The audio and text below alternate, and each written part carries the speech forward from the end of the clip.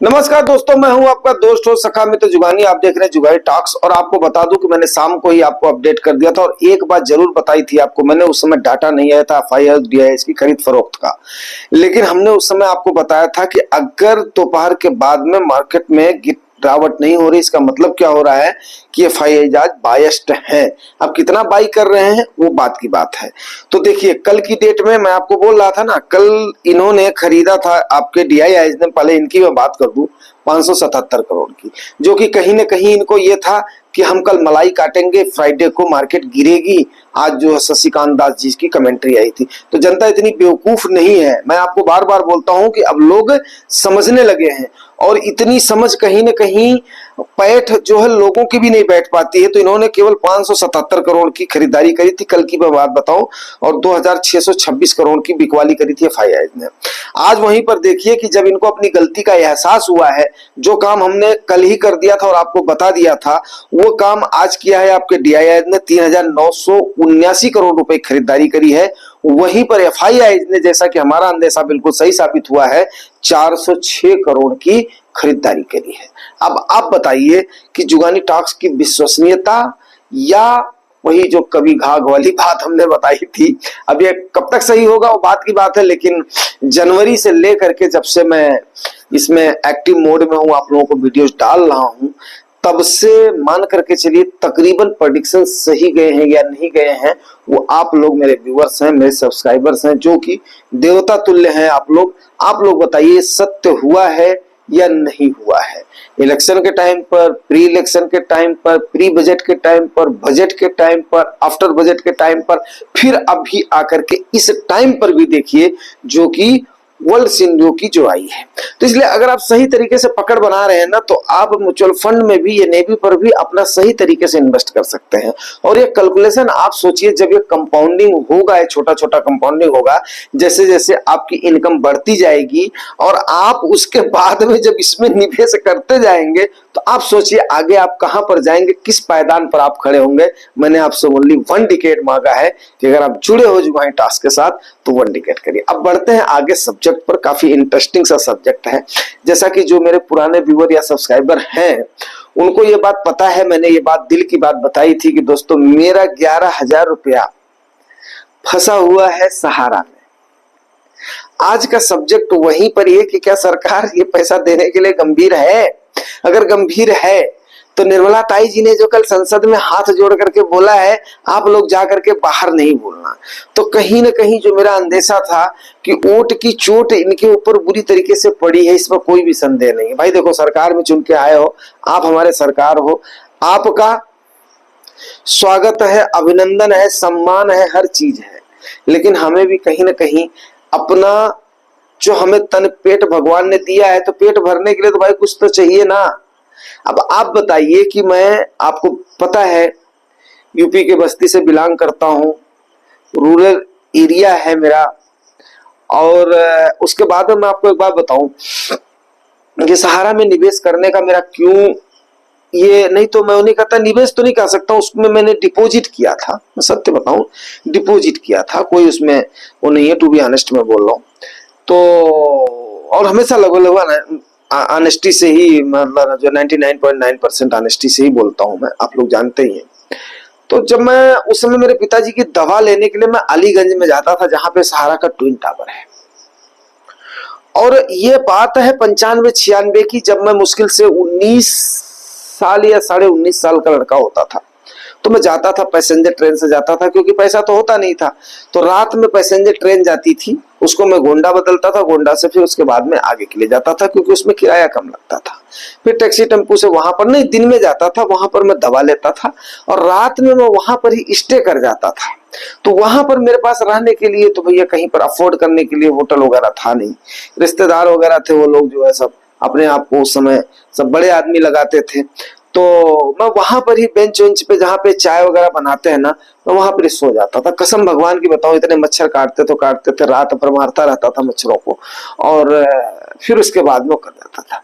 तो जब मैंने देखा कि उस समय मैं काम कर रहा था, 2007 की बात है बहुत, तो बबीना में कोई काम चल रहा था, तो वहां पर था मैं।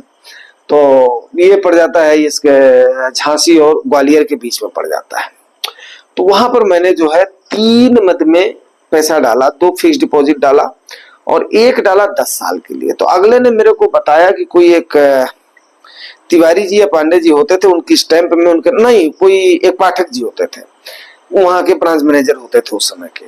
तो पाठक जी ने बताया कि आप एक काम करिए कि 10 साल में ये तीन गुना करके दे देगा। उन्होंने बाकायदे एक हमें सर्टिफिकेट दिया हुआ है, 2007 शायद अक्टूबर 2007 की ये बात है, और 2017 में उसको मैच्योर होना था, ठीक है। और 8 साल समथिंग का वो था, अपना डबल का था, 7.5 साल का, और ये था। तो वो मेरे को पैसा उस समय मिल गया था जब ये गवर्नमेंट से जो है डिस्प्यूट हुआ था, तो उस समय वो पैसा मेरे को मिल गया था। वो कैसे मिला था एग्जैक्ट मेरे को याद नहीं है, बट वो मैच्योर हुआ था, मिल गया था 2 सर्टिफिकेट पैसा। ये वाला पैसा 10 साल का था, 2017 का था।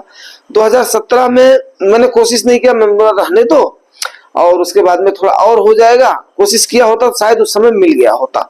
और फिर उस समय वो भी नहीं था, समय भी नहीं था, और तब थोड़ा सा अर्निंग भी हो गई थी, निवेश करना शुरू कर दिया था, तो उस पैसे की उतनी अहमियत नहीं रह गई थी। मतलब अहमियत तो एक एक पैसे की होती है, बट उसको मैंने इतना ज्यादा केयर नहीं किया। ठीक है, मिल जाएगा, कोई बात नहीं, 10 साल में 3 गुना, तो अगले 3 साल में ये फिर तकरीबन 1 लाख के आसपास हो जाएगा, तब उसके बाद में ले लें, क्योंकि 11 जो है वो अपना 33,000 हो गया था, 99। तो ऐसा करके हमने उसको छोड़ दिया था। हाँ, वहां पर मैंने फोन किया था, तो उन्होंने बोला था कि यस, तब ब्रांच एक्टिव थी। उन्होंने बोला था यस ठीक है, ये हम ऑटो इसको वो कर दे रहे हैं, अपना रिन्यू कर दे रहे हैं, जैसे आम जो है बैंकों में होता है। तो ये कहानी तो मेरी हो गई। फिर उसके बाद में मैं इलाहाबाद में, आप लोगों को बताया था, मैं वहां पर काम कर रहा था। तो इलाहाबाद में वहां पे मैं गया था, इनकी मेन ऑफिस जो यहाँ पर ब्रांच ऑफिस थी।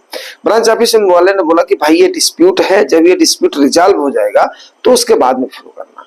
फिर जब मैं देहरादून में शिफ्ट हुआ, तो देहरादून में मैं बोला यार ये यक्स तो यूपी है, तो यहां पर भी सहारा पक्का होगा। तो जब मैंने नेट में खोजा तो मुझे घंटा घर के पास ही, देहरादून के घंटा घर के पास इनकी ऑफिस का लोकेशन दिखाई दिया। फिर मैं वहां पर गया, मैंने सहारा के बारे में पता किया, तो बिल्कुल प्राइम लोकेशन पे थी।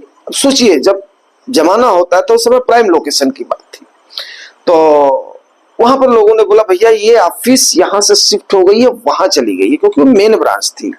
तो मैं उसके बाद में करीब 15-20 किलोमीटर दूर में बाइक चलाता हुआ गया, और अभी एग्जैक्ट मुझे उसका नाम याद नहीं है, कल परसों में बता दूंगा। वहां पे गया मैं, तो वहां पे मेरी सहारा की ब्रांच वो मिली मेरे को, मेन ब्रांच मिली। तो मुझे काफी ज्यादा भूख लगी थी, तो आगे शिव मंदिर था, शिव मंदिर के आगे एक दुकान थी। उस दुकान पे मैंने वहां पर कुछ खाया, फिर मैं गया ब्रांच में 2 जने बैठे हुए थे।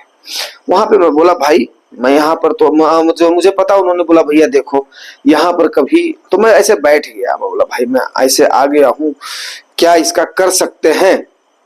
तो अगले आदमी से बातचीत हुई, फिर मैंने उनको बोला कि कभी यहाँ पर चहल पहल होती थी।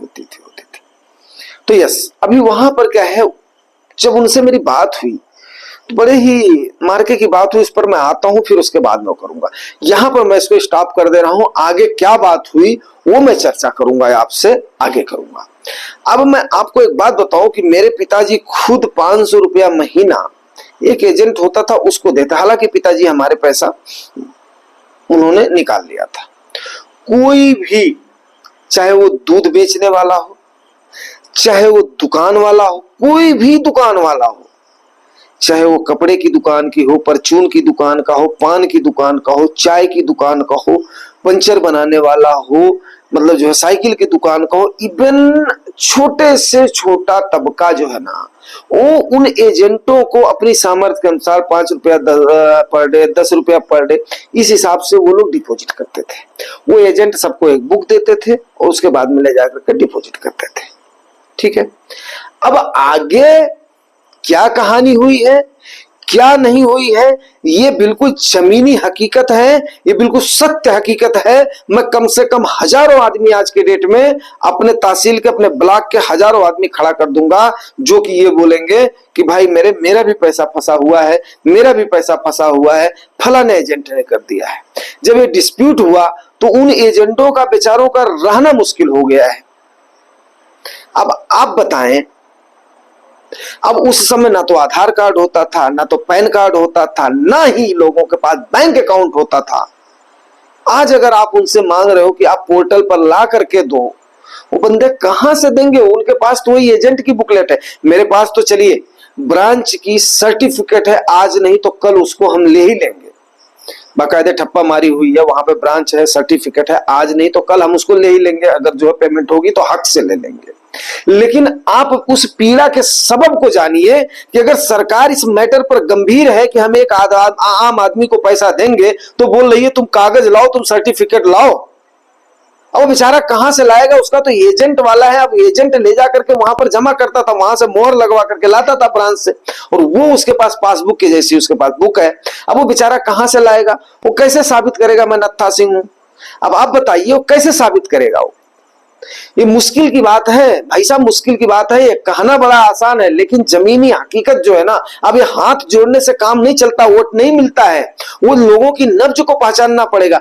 चार चार स्टेट इसमें इन्वॉल्व हैं। आपका बिहार इन्वॉल्व है, यूपी इन्वॉल्व है, एमपी इन्वॉल्व है, आपका उत्तराखंड इन्वॉल्व है। इतने स्टेट तो मैं खुद जान रहा हूं कि इसमें इन्वॉल्व है। सहारा का इसमें अच्छा खासा वर्चस्व है।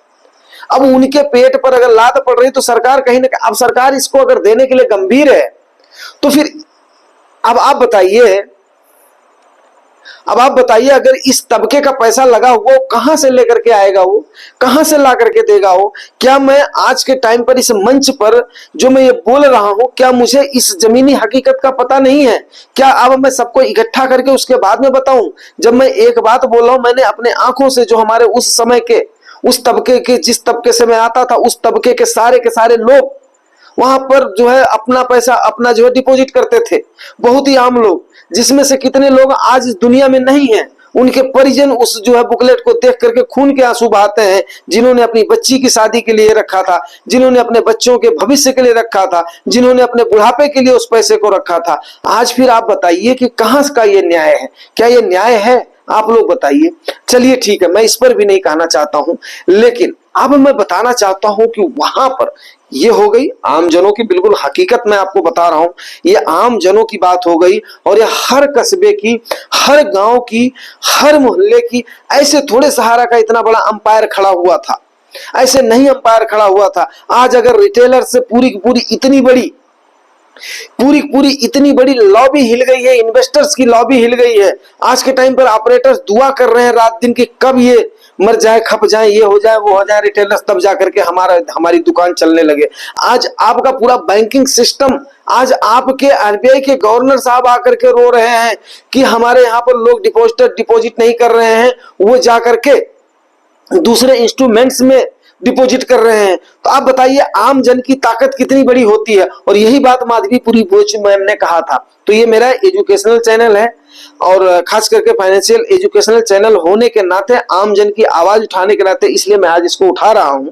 तो कम से कम आप लोगों के बात समझ में आएगी। और उसके बाद में इसको मैं ज्यादा नहीं करूंगा कि मेरे एक आध दोस्त ने बोला था सर वीडियो को थोड़ा सा छोटा कर दिया करो, लेकिन एक आध दोस्त बोलते हैं सर लंबा हो जाया करो, क्योंकि हो जाने दिया करो, कोई चिंता की बात नहीं है। तो मैं अभी बीच का फंडा अपना रहा हूं, 30 मिनट का नहीं ले जाऊंगा, 15 से 20 मिनट में क्लोज कर दिया करूंगा। लेकिन हो सकता है आज थोड़ा सा ज्यादा हो जाए, बट फिर भी मैं थोड़ा सा इसको टाइमली क्लोज करूंगा। दोस्तों देखो, सबको लेकर के चलना मेरी मजबूरी है। तो उसके बाद में जब मेरी वहां पर बात हुई है देहरादून के मेन ब्रांच के उनसे, तो मेरा एक्चुअली बबीना का जो ये था पैसा था, वो जो है फिर ग्वालियर के जोन में आता था। तो उन्होंने मेरे को अपने वहां का जो जोनल मैनेजर थे उनका नंबर दिया, मैंने उनसे बात करी। उन्होंने बोला ठीक है सर, जब भी ऐसा होगा, पोर्टल खुला हुआ, लेकिन उसमें पोर्टल में बहुत सारी कमियां हैं। और वो हकीकत में उन्होंने बताया, बोला इसमें आप परेशान हो जाओगे, बिना मतलब में आपका सुकून जाएगा जब इसका आदेश आएगा। आज भी उनका नंबर मेरे दूसरे वाले फोन में होगा, तो वो शायद जो है कोई रावत जी हैं।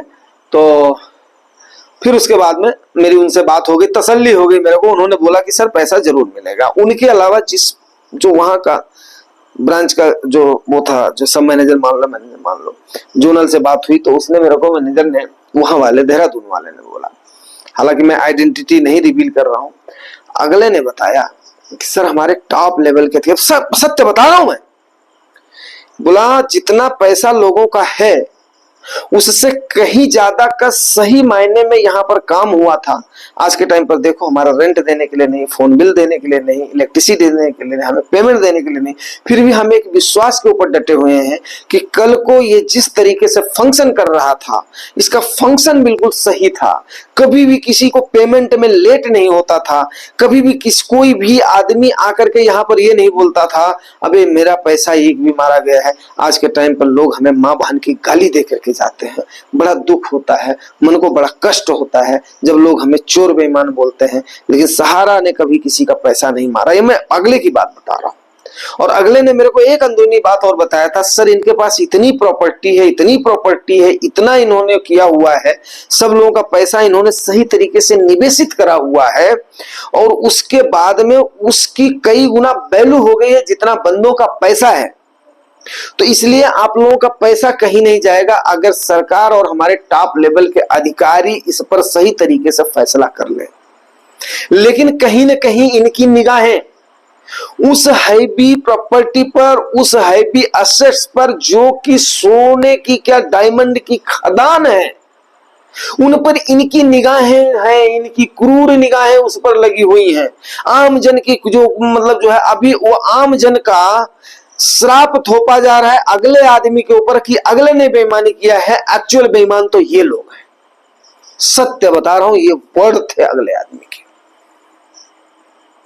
और आज जब ये संसद में हंगामा कल की डेट में गूंजा है, तो मुझे एक एक बात याद आई है, एक एक शब्द याद आया है, जो मैं जिस जिस ब्रांच पे गया हूं। एक तो मैं ग्राउंड की हकीकत को जानता हूं, यस लोगों का किस लेवल के लोगों का। अब दूसरी बात मैं मान लेता हूं यार, देखो जैसे मेरा 10,000 11,000 रुपए है, अब क्या 10,000 11,000 रुपए मेरे पास कहीं से मैं चोरी करके लाया हूं, कहीं पर मैं हवाला से लाया हूं, कहीं पर मैं कहां से लाया हूं मैं, ऐसे करके जिसके पास 5,000 है, 10,000 है, अरे कम से कम एक क्राइटेरिया रख दो यार कि 1,00,000 रुपए तक जिनका है, 10,000 से लेकर के 1,00,000 तक जिनका है, उसको हम मैं ब्याज लौटा देंगे। उनके लिए ब्रांचों की ऑफिसों को, सहारा की ऑफिसों को खोल दो, उनको बहाल कर दो, उनको अपने डॉक्यूमेंट्स को जस्टिफाई करने दो।